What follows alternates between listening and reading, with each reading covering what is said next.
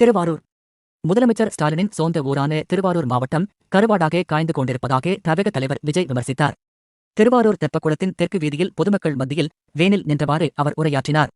அப்போது அவர் பேசுகையில், திருவாரூர் என்றாலே ஆழித்தேர்தான் நினைவுக்கு வரும். ஆனால் நன்றாக ஓட வேண்டிய தமிழ்நாடு என்ற தேரை 4 பக்கமும் கட்டையை போட்டு ஆடாமல் அசையாமல் அப்படியே நிறுத்திவிட்டார் முதலமைச்சர் ஸ்டாலின். திருவாரூரை தனது சொந்த மாவட்டம் என்று அவர் சொல்லிக் கொண்டாலும் இந்த மாவட்டம் கருவாடாக காய்ந்து கொண்டிருக்கிறது. அனைத்து இடங்களுக்கும் தனது அப்பா பெயரை வைக்க வேண்டுமென சொல்கிறார். ஆனால் அவர் பிறந்து திருவாரூர் மாவட்டத்தில் சாலை வசதி கூட சரியாக இல்லை. நாகையைப் போலவே திருவாரூரிலும் குடிசைப் பகுதிகள் அதிகமாக இருக்கின்றன. இங்குள்ள பல்கலைக்கழகத்தில் கூட அனைத்து பாடப்பிரிவுகளும் இல்லை. மருத்துவக் கல்லூரிக்கே வைத்தியம் பார்க்க வேண்டிய நிலைதான் இருக்கிறது. அங்குள்ள உபகரணங்கள் சரியாக வேலை செய்வதில்லை. தேசிய நெடுஞ்சாலையிலிருந்து சரியான சாலை வசதி இல்லை.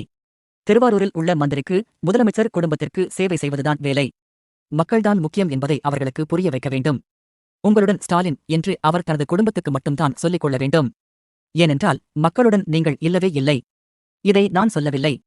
பிரபல வார பத்திரிகையில் குறிப்பிட்டிருந்ததைத்தான் நான் திரும்பச் சொல்கிறேன்.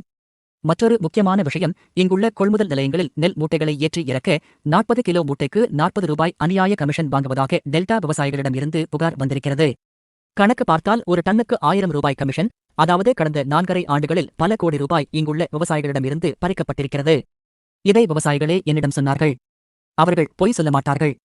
40க்கு 40 என்பது முதலமைச்சருக்கு வேண்டுமானால் தேர்தல் முடிவாக இருக்கலாம். ஆனால் டெல்டா விவசாயிகளுக்கு வயிற்றில் அடித்து வாங்கிய கமிஷன். இது இந்த ஆட்சியில் நடந்திருக்கிறது. கல்வி, ரேஷன், மருத்துவம், குடிநீர், அடிப்படை சாலை வசதி, மின்சாரம், பெண்கள் மற்றும் சட்டம் ஒழுங்கு பாதுகாப்பு என தேர்தல் அறிக்கையில் நடைமுறைக்கு சாத்தியமானதையே கொடுக்கப் போகிறோம். மனசாட்சியுள்ள மக்களாட்சியை கொடுப்பதே தமிழக வெற்றிக் கழகத்தின் நோக்கம் என விஜய் பேசினார்.